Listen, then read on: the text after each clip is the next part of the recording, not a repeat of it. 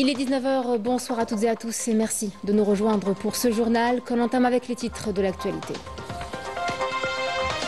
Le général d'armée, ministre délégué auprès du ministre de la Défense nationale, chef d'état-major de l'ANP, a installé aujourd'hui au nom du président de la République, chef suprême des forces armées, ministre de la Défense nationale, le général Sidi Ahmed Bouroumana dans les fonctions de commandant de la gendarmerie nationale par intérim.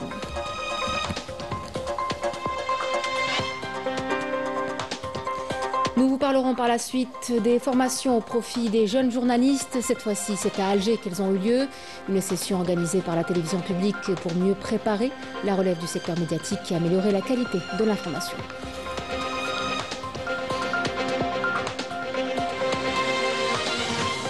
Sahara occidental, Washington a choisi la voie du dialogue. Pas de solution possible sans l'accord de toutes les parties concernées. Une position qui rejoint celle de l'Algérie, qui réaffirme son soutien à toute issue que le Front Polisario jugerait acceptable.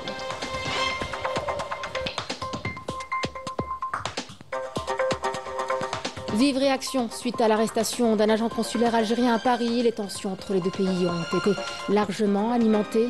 L'attitude provocatrice et indigne du ministre français de l'Intérieur est pointée du doigt. Des prises de position très loin d'une ligne politique.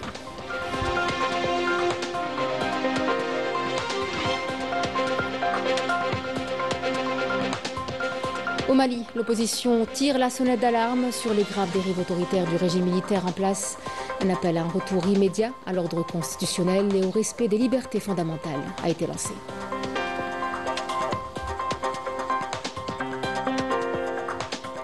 Mesdames, Messieurs, bienvenue à vous. Le général d'armée Saïd Chengriha, ministre délégué auprès du ministre de la Défense nationale, chef d'état-major de l'armée nationale populaire, a installé aujourd'hui au nom du président de la République, chef suprême des forces armées, ministre de la Défense nationale Abdelmadjid Tebboune, le général Sidi Ahmed Bouroumana dans les fonctions de commandant de la gendarmerie nationale par intérim, en remplacement du général-major Yahya Ali Oulhadj. Les détails avec Raf Hamouch.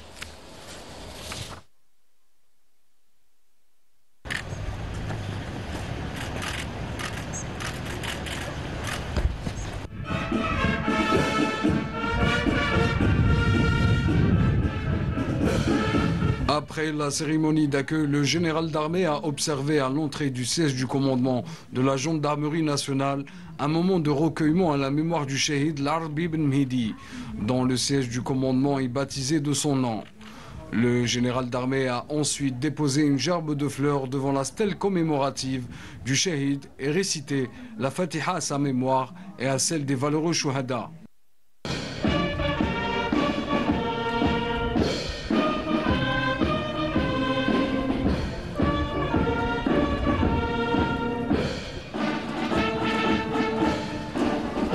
Le général d'armée a ensuite procédé à l'inspection des carrés des personnels de la gendarmerie nationale alignés au niveau de la place d'armes.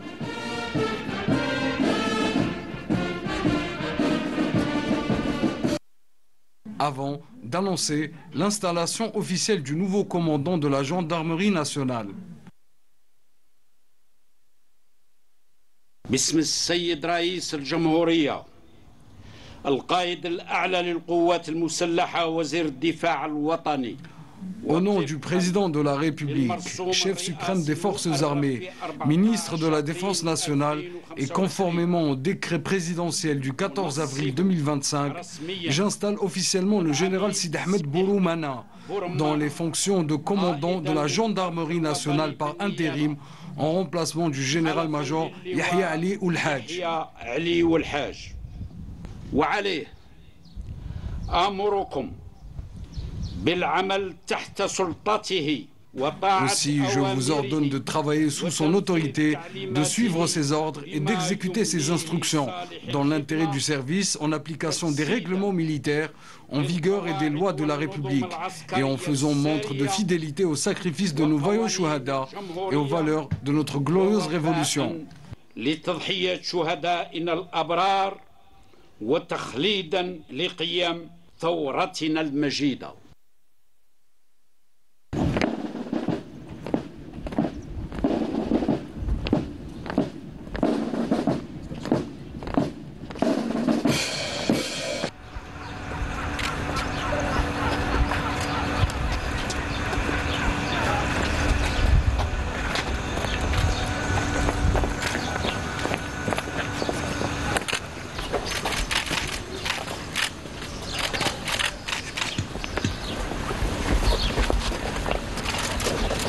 Le général d'armée a présidé par la suite la cérémonie de passation du drapeau national au nouveau commandant et signé le procès verbal de passation de pouvoir.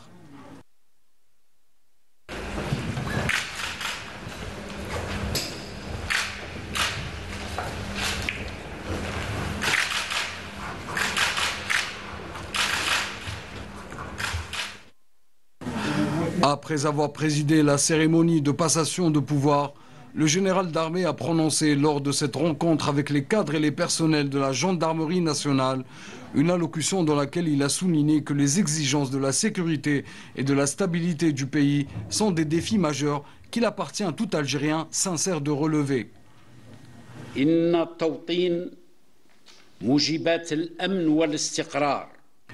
Réunir les exigences de la sécurité et de la stabilité dans notre pays et lui conférer la place qu'il mérite au concert des nations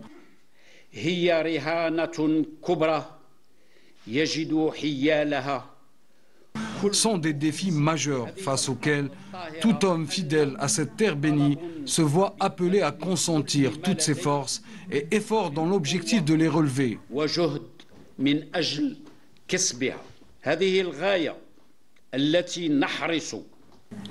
C'est cet objectif que l'ANP veille, aux côtés de tous les fidèles enfants de notre pays, à concrétiser sous la conduite du président de la République, chef suprême des forces armées, ministre de la Défense nationale,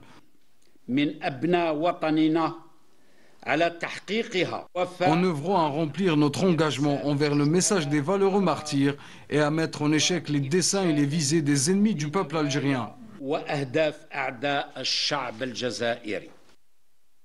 Le général d'armée a souligné que l'Algérie, et pour plusieurs considérations, reste ciblée et que les ennemis du peuple algérien n'arrivent toujours pas à digérer son indépendance ni ne supportent l'attachement de ses fidèles enfants à leur héritage révolutionnaire et civilisationnel.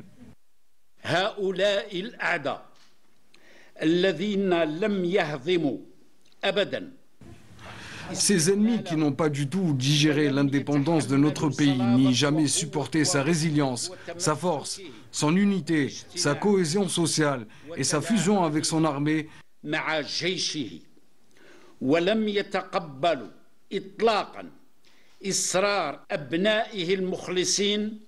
n'accepteront pas non plus que les fidèles enfants de l'Algérie s'attachent aux principes et idéaux de leur glorieuse révolution de libération nationale qui a contribué à mettre fin au fléau du colonialisme dans le monde.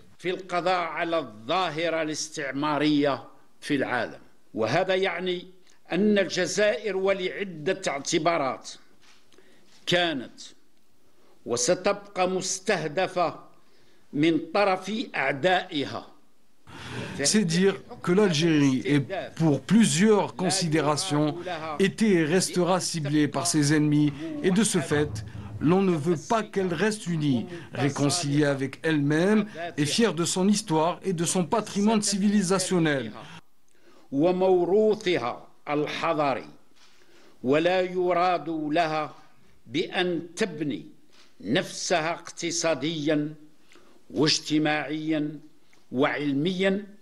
L'on ne veut pas non plus qu'elle se construise sur le plan économique, social et scientifique, ni qu'elle soit forte, résistante et pourvue des éléments de puissance.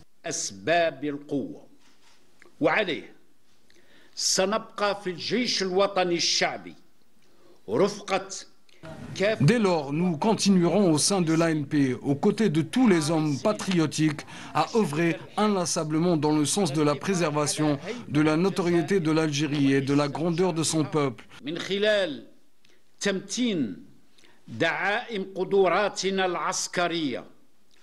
À travers le renforcement de nos capacités militaires et moyens dissuasifs, de manière à combattre rigoureusement tous ceux qui songent à porter atteinte à la souveraineté, à la sécurité nationale et aux potentialités économiques de l'Algérie.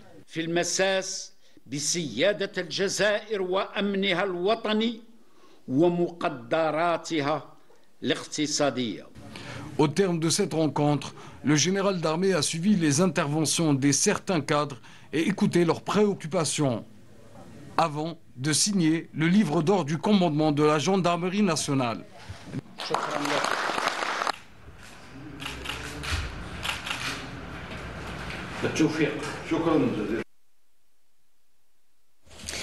Dans le cadre de leur mission humanitaire, des unités des gardes-côtes du commandement des forces navales sont intervenues hier à 20h20 suite à la réception d'un signal de détresse par le Centre régional des opérations de surveillance et de sauvetage émanant d'un navire portant le nom de Spirit of Discovery, battant pavillon de la Grande-Bretagne en provenance de Gibraltar et à destination de Malte et signalant être en danger à 16 milles nautiques au nord-ouest du Cap Matifou à Alger.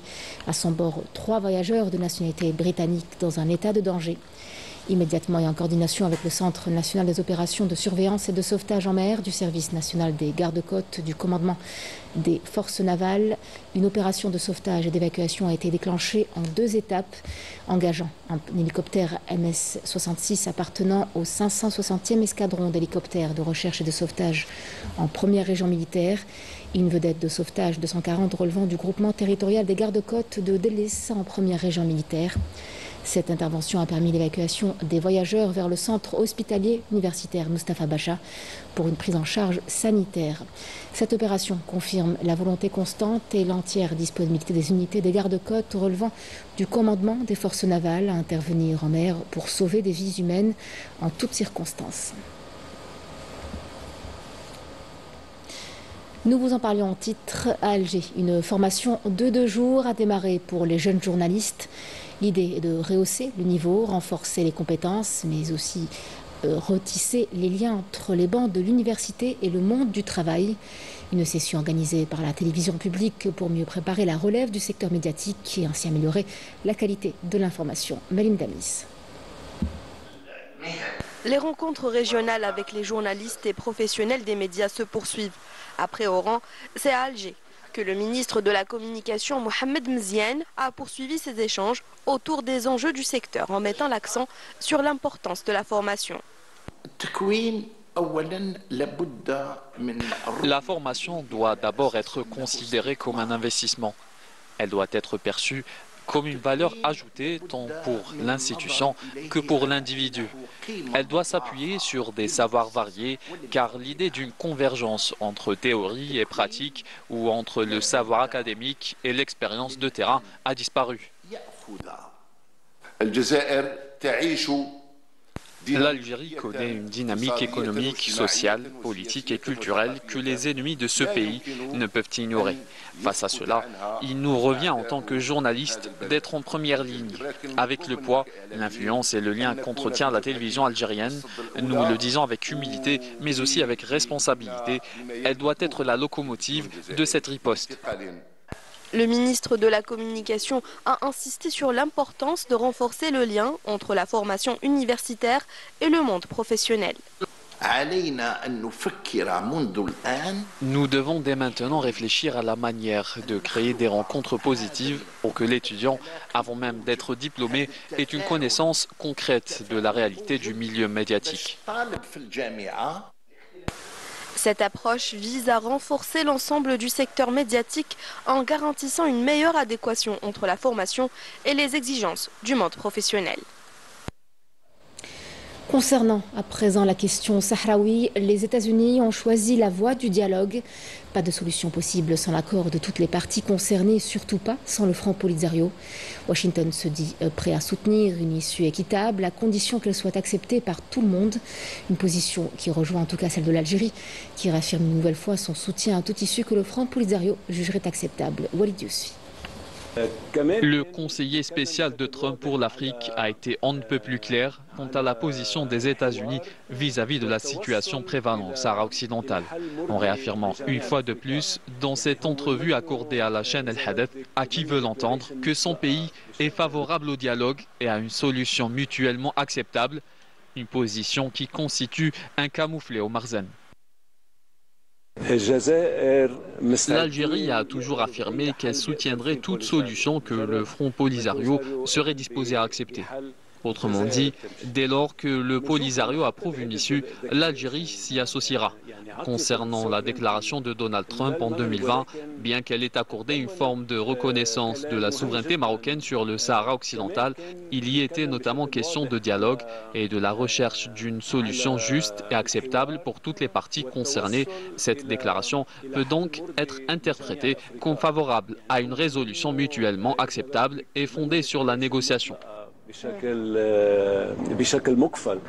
Cette déclaration vient confirmer et confronter, si besoin est, la position que l'Algérie a de tout temps prônée. Aucune solution ne serait envisageable si elle ne prend pas en considération les revendications du peuple sahraoui. Le conseiller spécial de Trump rappelle ainsi que près de 200 000 réfugiés sahraouis ont été accueillis par l'Algérie. Un pays qui a toujours soutenu le Sahara occidental, notamment sur la scène internationale. Au même moment, le peuple sahraoui continue de revendiquer son droit à l'autodétermination conformément au droit international. Reconnu par l'ONU comme un territoire non autonome, le Sahara occidental attend toujours l'organisation d'un référendum reporté à plusieurs reprises. Le secrétaire d'État auprès du ministre des Affaires étrangères, chargé de la communauté nationale à l'étranger, Sofiane Chaïb, a entamé aujourd'hui une visite de travail à Bruxelles, où il a rencontré des chefs d'entreprise, des investisseurs ainsi que des membres de notre communauté établie en Belgique et au Luxembourg. Il s'agit de renforcer les liens entre l'Algérie et nos ressortissants et faire de cette communauté un acteur majeur et dynamique du développement économique du pays.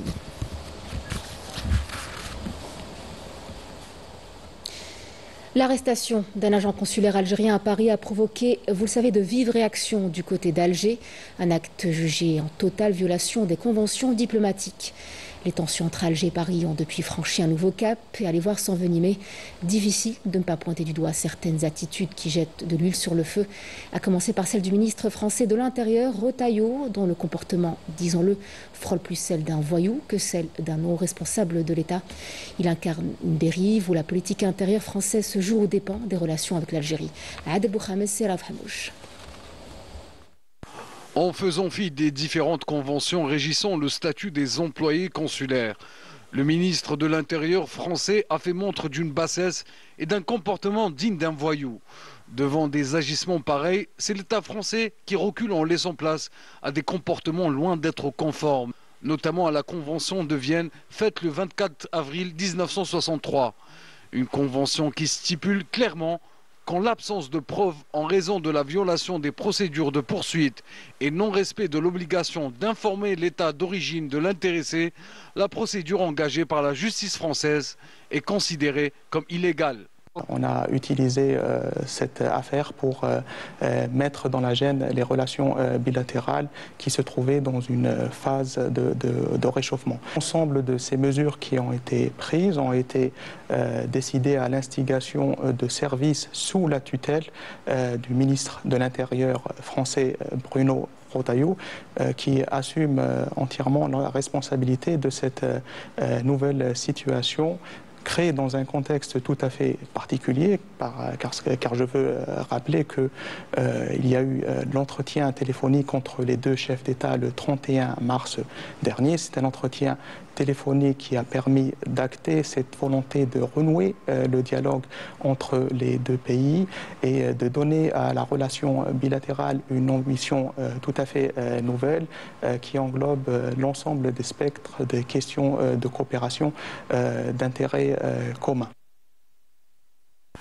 Comme la fin justifie les moyens et agissant de la sorte, Retailleau a dévoilé au grand jour son obsession maladive de l'Algérie et révèle ainsi ses plans machiavéliques pour accéder à l'Élysée, quitte à mettre en péril la parole de son président, censé être la voix officielle de la France, mais qui reste sans voix devant Retailleau, qui semble trouver du plaisir à traîner dans la boue la crédibilité non seulement de son président, mais aussi celle de son pays.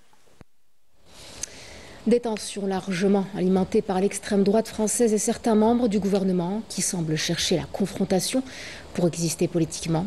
Retailleau en est l'exemple parfait. Ses prises de position provocatrices relèvent bien plus d'une stratégie personnelle que d'une ligne politique ou encore moins d'une quelconque cohérence diplomatique. Yamina Saïdi.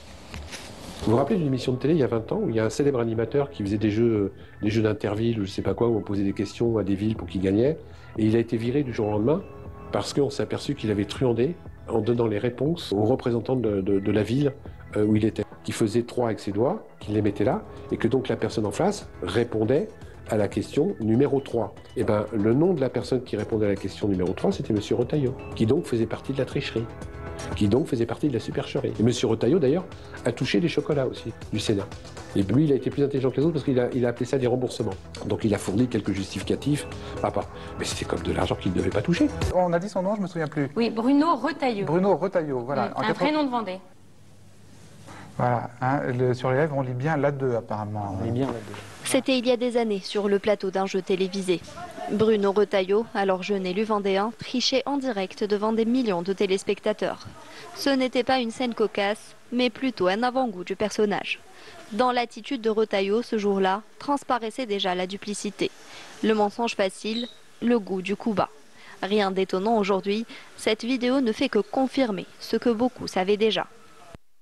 Fidèle à une stratégie bien rodée de l'extrême droite française, Retailleau agite la carte Algérie, non par souci diplomatique, mais pour servir ses ambitions politiques personnelles. Son objectif, capter un électorat sensible au discours identitaire. Bruno Retailleau, le ministre de l'Intérieur français, c'est un candidat crédible déjà pour la présidence du parti Les Républicains. Donc après, en 2027, il compte postuler pour la présidence de la République. Donc c'est ça son but. Et là, son agenda, son emploi du temps politique, c'est de parler de l'Algérie. Il n'a aucun programme. Comme tous les programmes de la droite et de l'extrême droite, où est-ce qu'il cherche les électeurs ? C'est en attaquant l'Algérie. Donc si on veut repartir dans la confrontation que le président de la République avait heureusement arrêté, déclenchée par Bruno Retailleau pour je ne sais quel projet présidentiel, parce qu'il a dû penser que ça faisait bien d'attaquer l'Algérie. Votre ministre de l'Intérieur s'est illustré par ses déclarations racistes en qualifiant une partie de nos concitoyens de Français de papier. Il s'improvise en diplomate avec l'Algérie, mais n'est en finalité qu'un piètre agitateur. Pour qui se prend Bruno Retailleau à vouloir provoquer une tension insupportable pour des millions de Français qui vivent une relation directe d'affection et de fraternité respectueuse avec le peuple algérien. La dégradation des relations entre Alger et Paris ne relève ni du hasard ni d'un simple malentendu diplomatique.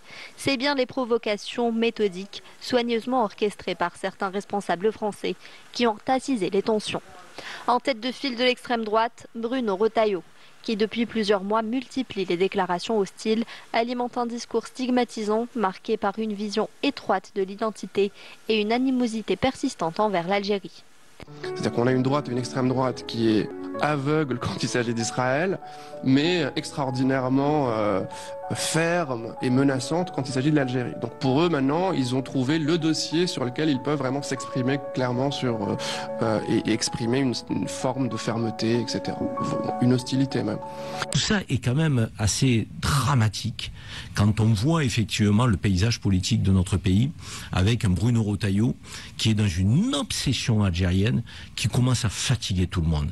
Et fatiguer tout le monde au point que Jean-Noël Barrot, le ministre des Affaires étrangères, a semblé lui dire stop. Stop, le ministère des Affaires étrangères, c'est moi. C'est le périmètre du président de la République et du ministre des Affaires étrangères. Ça n'est pas Bruno Retailleau.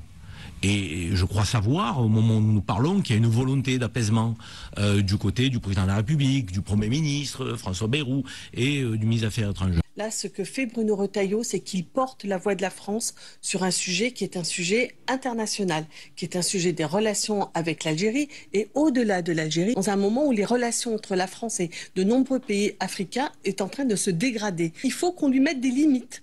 Il faut que le président de la République lui mette des limites, le Premier ministre lui mette des limites. Il est ministre de l'Intérieur, il n'est pas en charge de la politique de la France à l'échelle internationale. Retailleau ne se contente pas de s'exprimer. Il construit, alimente et légitime une ligne politique basée sur la confrontation. Ses prises de parole ne sont ni isolées ni anodines. Elles font partie d'une stratégie plus large où les relations algéro-françaises deviennent un levier de tension au service d'intérêts partisans. Au Mali, l'opposition donne l'alerte. Lors d'une conférence de presse, les intervenants dénoncent une dérive autoritaire du pouvoir militaire au détriment des libertés fondamentales. L'élection présidentielle sans cesse repoussée accentue le flou et la tension. La coalition Sahel démocratique appelle la communauté internationale à rester vigilante et surtout à soutenir les aspirations démocratiques du peuple malien. Walid Yousfi. Organisée par la coalition Sahel Démocratie, cette conférence a pour but de tirer la sonnette d'alarme sur les graves dérives autoritaires du régime militaire en place au Mali. Lors de cette rencontre, les intervenants ont appelé à un retour immédiat à l'ordre constitutionnel et au respect des libertés fondamentales de plus en plus restreintes dans le pays. La coalition Sahel Démocratie a tenu vendredi 18 avril 2025 à Paris un point de presse pour exprimer devant la presse africaine et internationale son regret de constater que la junte de Morocco cavale seule et décide d'aller vers la dissolution des partis politiques maliens.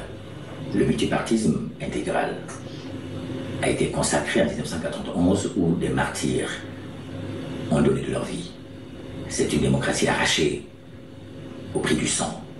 On ne peut pas la piétiner. L'état de droit, la liberté d'expression et la démocratie sont des éléments sacro-saints de notre Constitution. Et nous invitons Assimi Goïta à revenir sur cette décision et d'aller jusqu'au bout, parce que ça va créer une nouvelle crise politique. Depuis la prise de pouvoir par les militaires, l'élection présidentielle censée marquer la fin de la transition a été plusieurs fois reportée, provoquant l'exaspération d'une grande partie de la population malienne.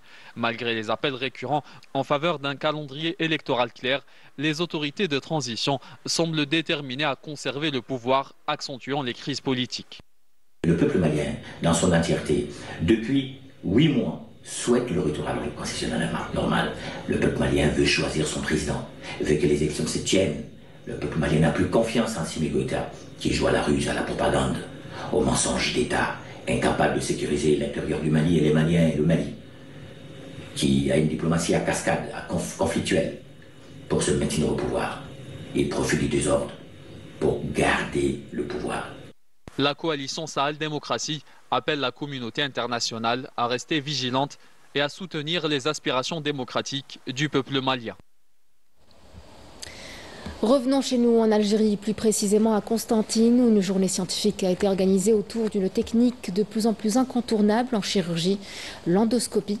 C'est le tout premier séminaire de l'association AADEUS qui veut justement démocratiser son usage, notamment dans la prise en charge des pathologies complexes. Médecins, spécialistes et jeunes praticiens ont échangé sur les bonnes pratiques et les dernières avancées. Une manière d'ouvrir le champ à une médecine plus précise et moins invasive. Couverture, Smaïl Radia. La vulgarisation de la technique d'endoscopie thérapeutique était au centre d'une journée scientifique à Constantine avec une participation de plusieurs spécialistes venus encadrer une formation pratique et théorique. C'est notre manifestation la plus importante. Dès lors qu'on a invité pratiquement une dizaine d'experts mondiaux, parmi les plus reconnus, les plus renommés, qui est d'ailleurs difficile de rassembler en un seul endroit, dans une seule manifestation. C'est pratiquement une prouesse que notre jeune association a pu réaliser. Nous sommes très contents et très surpris par l'affluence des participants qui ont dépassé la centaine. C'est plutôt un peu rare pour des sujets qui sont très spécifiques. Parce que là, on ne parle pas d'écho-endoscopie en général ou de gastro-entérologie en général, mais de l'écho-endoscopie, advanced écho-endoscopie. On a fait un événement qui est exceptionnel, où on a eu l'honneur de recevoir des experts qui ont pratiqué des interventions qui sont quasiment inédites.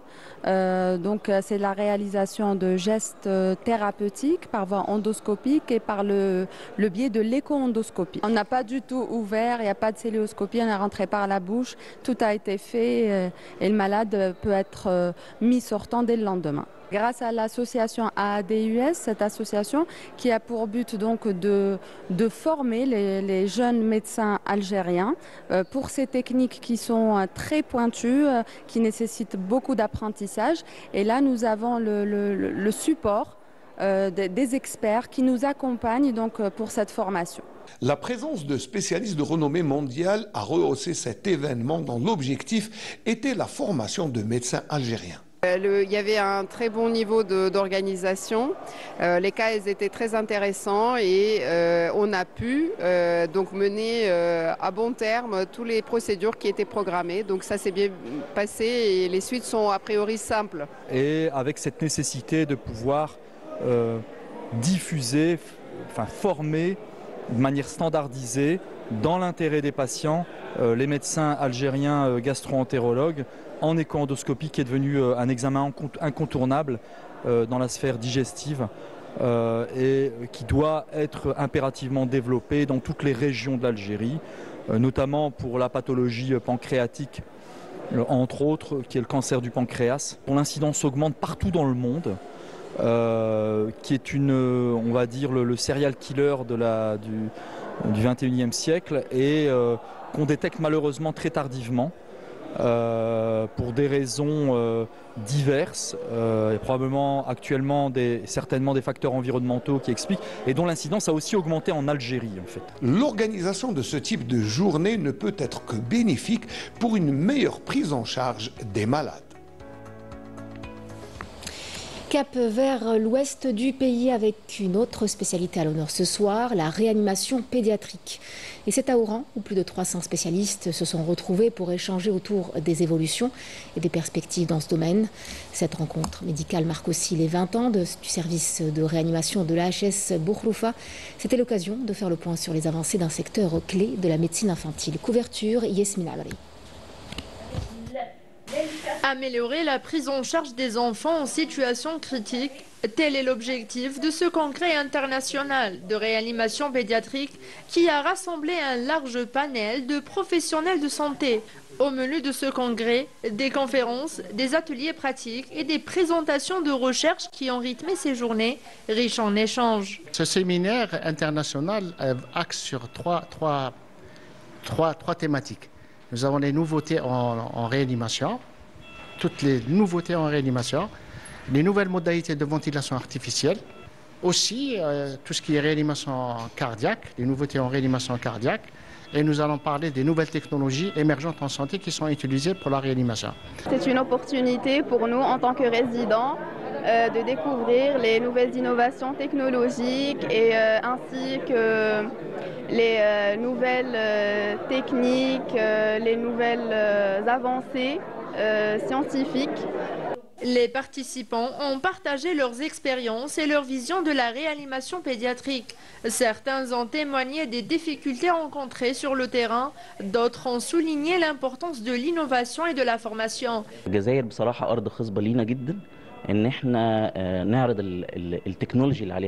L'Algérie est un terrain favorable pour présenter notre haute technologie. L'intérêt et les questions des médecins montrent qu'ils sont prêts à adopter ces innovations sans crainte. Ce congrès c'est très organisé et les cours ici est très intéressant et je crois que c'est très utile pour des docteurs et pour des médecins également.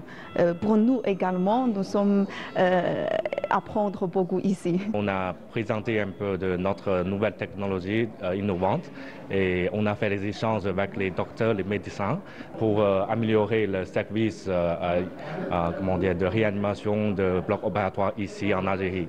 On a eu un engouement très important de la part des étudiants. Et l'objectif principal de ces événements scientifiques, c'est pour justement faire de la formation médicale continue à ces jeunes médecins et ces jeunes étudiants pour qu'ils puissent transmettre le savoir à nos patients.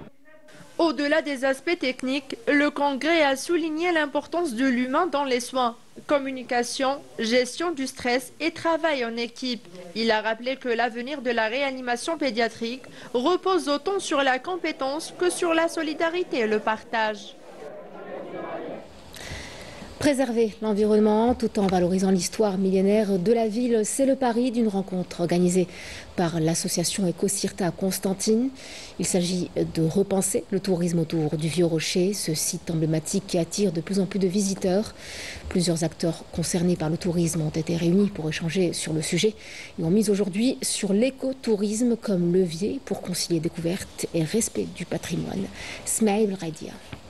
Plusieurs fois millénaire, Constantine est le centre d'intérêt d'un tourisme particulier que l'association EcoCirta entend développer par le biais d'activités qui sont en adéquation avec la nature.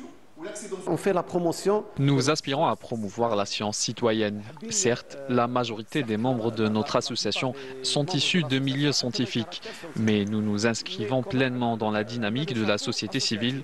Notre objectif est de sensibiliser les citoyens à l'échelle nationale à l'idée qu'ils peuvent aussi contribuer activement à la production de savoir et à la préservation de l'environnement. L'atelier d'aujourd'hui, son premier but, c'est de valoriser l'écosystème et la biodiversité du rocher de Constantine et de l'intégrer dans le développement durable de la ville. La promotion de l'écotourisme passe par la création de nouveaux circuits touristiques qui doivent préserver l'environnement. Lors des visites touristiques, il y aura des bannières, des balises, des panneaux d'information. Et l'idée, c'est que les visiteurs, ils vont être autonomes pour découvrir les espèces et la biodiversité de Constantine. Donc, ils auront juste à prendre en photo un QR code. Ils auront la liste des espèces qui les entourent sur leur smartphone.